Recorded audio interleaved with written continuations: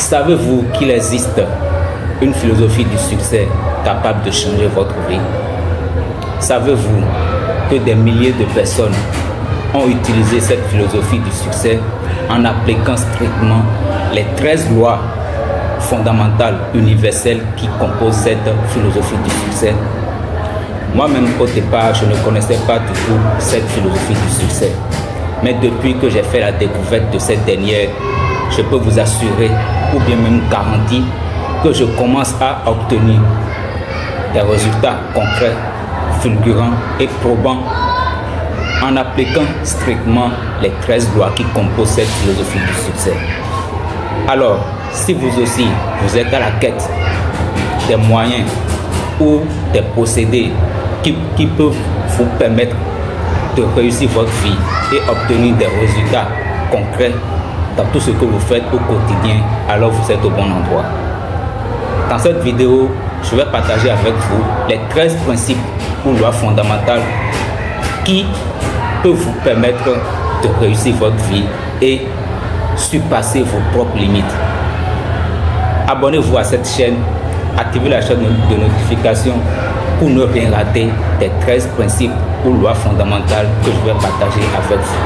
Salut à tout le monde, salut chers amis, moi c'est Marc Akéon, un jeune entrepreneur. Je suis écrivain de scénario, je fais des podcasts ainsi que des courts-métrages. Je partage également des astuces de développement personnel sur ma chaîne. Et mon but est d'aider les jeunes, tous les jeunes comme moi, à trouver leur chemin, leur vocation, afin de quitter le chômage en entreprenant ou bien en intégrant un domaine entrepreneurial de leur choix. Alors, comme je l'ai dit dans l'introduction, je suis là pour vous parler des 13 étapes fondamentales qui composent la philosophie du succès dont je vous ai parlé plus tôt. Dans cette vidéo, je ne vais pas parler des 13 étapes simultanément, non. Nous allons parler des 13 étapes pas à pas, c'est-à-dire que dans cette vidéo, nous allons aborder la première étape qui mène à la richesse, ainsi de suite dans les prochaines vidéos. Alors, la première étape qui mène à la richesse, ce n'est rien d'autre que le désir. C'est quoi le désir selon vous, chers amis? Si on vous demandait qu'est-ce que le désir, quelle définition vous allez donner du désir? Moi, de mon côté, je ne vais pas donner une définition mot pour mot du dictionnaire, non. Je vais plutôt donner une définition terre à terre pour que tout le monde puisse comprendre. Alors, le désir, c'est le point de départ crucial dans toutes les grandes réalisations. Ça veut dire quoi?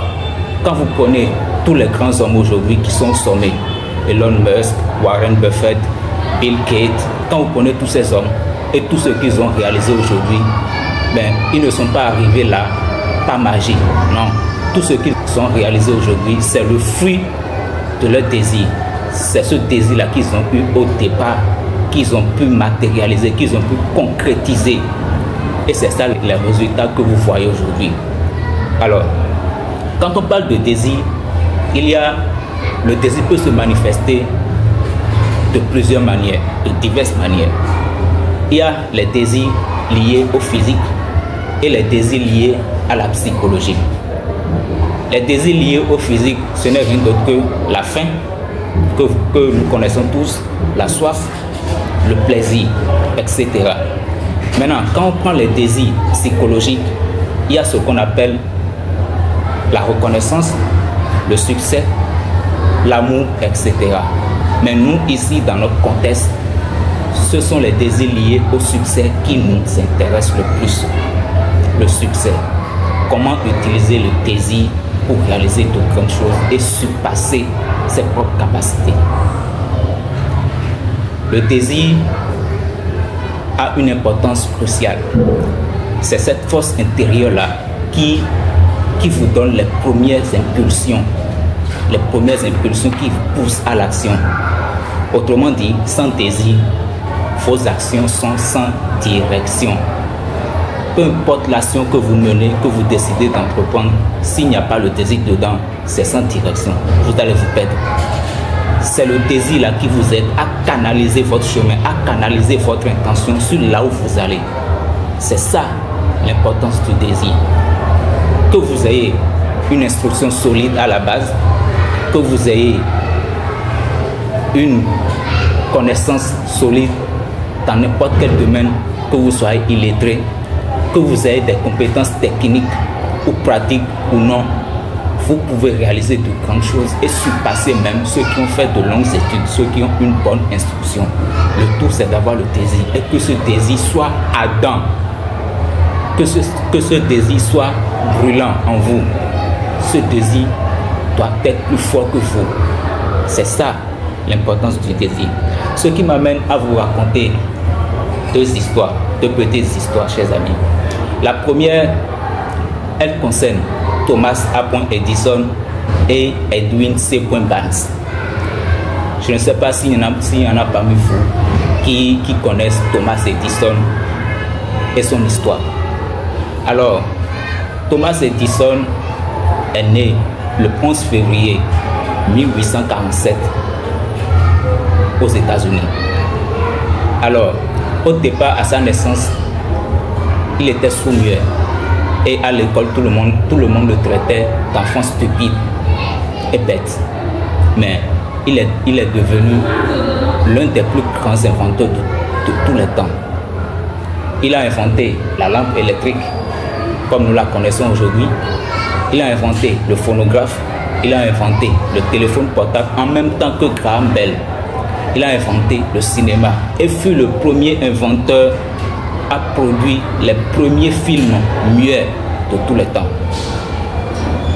Alors, un jour, un homme répondant au nom d'Edwin C. Barnes, après avoir pris connaissance des 13 lois dont je vous parle actuellement, eut le désir de devenir l'associé à part entière de Thomas A. Edison. Et Edwin C. Barnes n'avait aucune connaissance à la base. Il n'avait aucune compétence technique. Il n'avait même pas fréquenté. C'était un homme pauvre, fauché, qui s'habillait piètrement. Il n'avait rien au départ. Mais après avoir pris connaissance des 13 lois fondamentales qui mènent à la richesse, il eut le désir de devenir l'associé à part entière du grand inventeur. Alors, quand il eut ce désir pour la première fois, il y avait deux obstacles qui se dressaient entre lui et l'objet de son désir.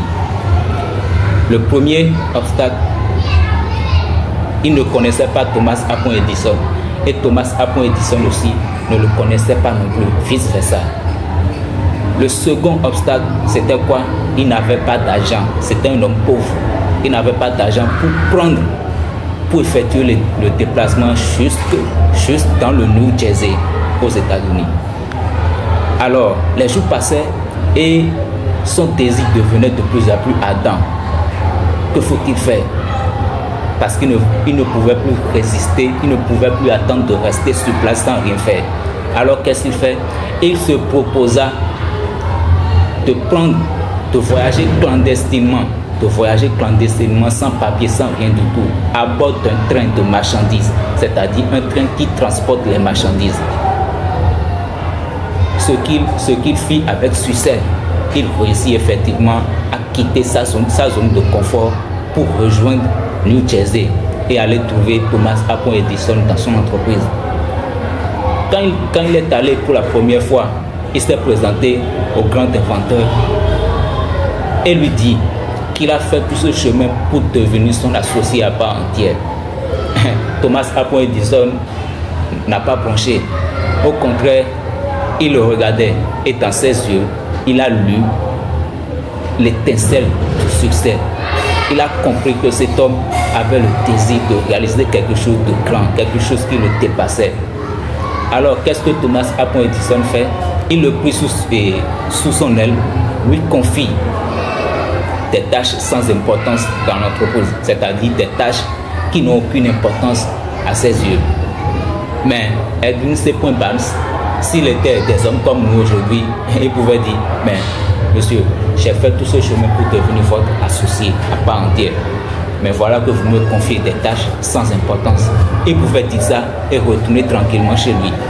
Mais au contraire, Edwin C. Barnes a vu là une opportunité de prouver à Thomas A. Edison qu'il était vraiment digne de devenir son associé à part entière.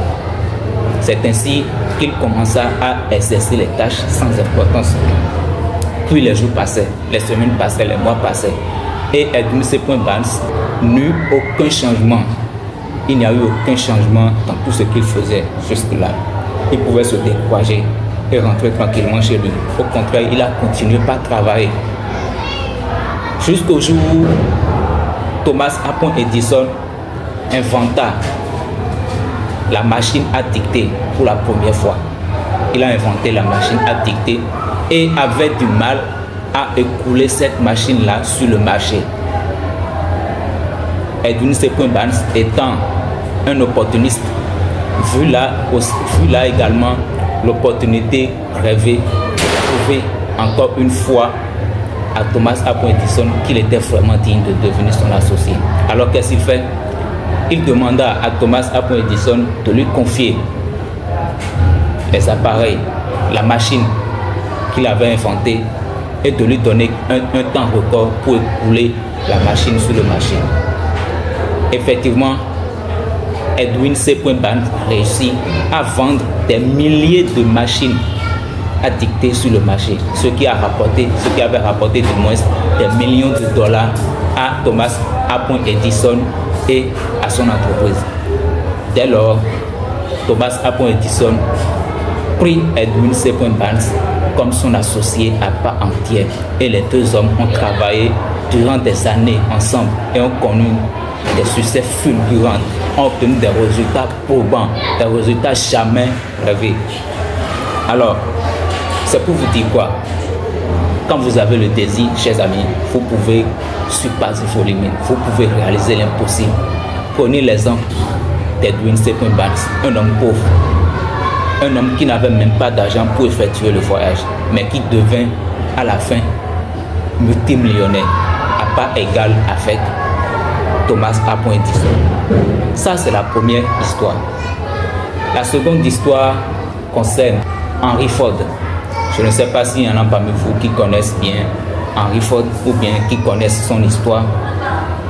Henry Ford, c'était le magnat de l'industrie automobile. Henry Ford fut l'inventeur de l'automobile. C'est lui qui a inventé pour la première fois la voiture. Henry Ford était un jour dans son bureau et il réfléchissait. Puis soudain, il eut le désir d'inventer un moteur dans lequel les 8 cylindres ne formeraient qu'un seul moteur. Vous imaginez un seul moteur dans lequel on aurait 8 cylindres ensemble qui vont former un moteur, le fameux V8. Il a appelé ça le fameux V8.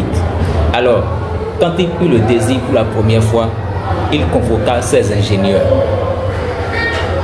et il dit à ses ingénieurs qu'il voulait un moteur dans lequel les 8 cylindres ne formeraient qu'un seul moteur, le fameux V8, et demanda à ses ingénieurs de lui réaliser la maquette de ce moteur-là. Les ingénieurs sont partis et ont passé des semaines, voire des mois pour réaliser cette maquette-là, mais en vain, ils n'ont pas pu réussir. Alors, ils sont venus voir Henry Ford dans son bureau et ils ont dit, mais patron, excusez-nous, mais ce que vous dites là, ce n'est pas faisable, on ne peut pas le faire. Alors Henry Ford leur dit, je veux ce moteur là, je le veux, c'est tout, débrouillez-vous, peu importe comment vous allez vous y prendre, je m'en fous, mais je veux ce moteur là. Et ils sont repartis. Quelque temps après, ils sont revenus, ils disent, ah, on a tout essayé, mais ça n'a pas marché. Vaut mieux de laisser. Henry Ford leur dit, je ne veux rien entendre. Je veux ce moteur-là. Je veux ce moteur. C'est ce moteur-là que je veux. Débrouillez-vous, mais je veux ce moteur-là. Alors ils sont repartis. Mais savez-vous, à la fin, ils ont réussi à mettre en place la maquette. Ils ont réussi à former la maquette-là. Ils sont venus voir Henry Ford. Henry Ford leur dit, voilà, quand vous avez le désir, vous pouvez tout réaliser. Et c'est ce fameux moteur V8 là qu'il a mis dans certaines de ces voitures à l'époque. Donc, c'est pour vous dire quoi? Quand vous avez le désir, quand vous avez un désir brûlant de réaliser quelque chose, vous pouvez le faire. Le désir, c'est le point de départ de toutes les réalisations. Quand vous n'avez pas le désir, vos rêves ou bien vos actions sont sans direction. Vous n'irez nulle part. Le désir vous donne la motivation et la persévérance nécessaires. La clarté dans l'objectif que vous poursuivez, c'est-à-dire quoi? C'est le désir qui vous permet d'être focus, d'être focalisé sur ce que vous poursuivez comme objectif. Le désir vous donne l'énergie et la passion nécessaires pour poursuivre votre quête. Voilà ce que le désir apporte dans la vie d'un homme. Alors, vous qui êtes jeune, vous qui pensez que bon, c'est fini, c'est la fin du monde, on ne peut pas réaliser, non, c'est faux, vous êtes dans le faux, parce que vous n'avez pas la connaissance qu'il faut, vous n'avez pas la connaissance, vous n'avez pas une connaissance qui peut vous permettre de débloquer certaines situations dans votre vie. Moi, par exemple, moi qui suis devant vous, qui vous parle, au départ, je n'étais rien. Je n'étais rien. Mais il a fallu que je rencontre quelqu'un pour me mettre sur la bonne voie. J'ai rencontré un monsieur, je ne sais pas si vous le connaissez, en tout cas, certains le connaissent sur les réseaux sociaux. Il s'appelle le coach Emmanuel l'agronome. Je ne sais pas si vous le connaissez. C'est lui qui m'a permis de quitter mon ancien monde pour le nouveau monde. Et aujourd'hui, si je suis devant vous, c'est grâce à lui et aux membres de son entourage, aux membres de sa communauté. Alors, si vous pensez que vous êtes fini, que vous ne pouvez rien réaliser, que c'est fini, non. Rien n'est fini. C'est parce que vous n'avez pas la connaissance qu'il faut. C'est parce que vous n'avez pas envie d'apprendre. Vous n'avez pas envie de réaliser quelque chose de grand. De réaliser quelque chose qui va tenir dans le temps et dans l'espace. Vous n'avez pas cette connaissance-là. Alors, je vous prie d'aller à la connaissance, d'aller à la quête de la connaissance pour pouvoir améliorer votre condition de vie, de changer de vie. Alors, si vous avez appris quelque chose de nouveau dans cette vidéo, abonnez-vous si ce n'est pas encore fait pour ne rien rater des 12 étapes qui mènent à la richesse. Parce qu'il reste encore 12 étapes restantes que je vais partager avec vous dans les prochaines vidéos. Ceci concerne la première étape qui est le désir. Et je viens d'expliquer ce que c'est que le désir. Alors, chers amis, abonnez-vous à la chaîne, activez la cloche de notification pour ne rien rater. Merci beaucoup et à tout à l'heure.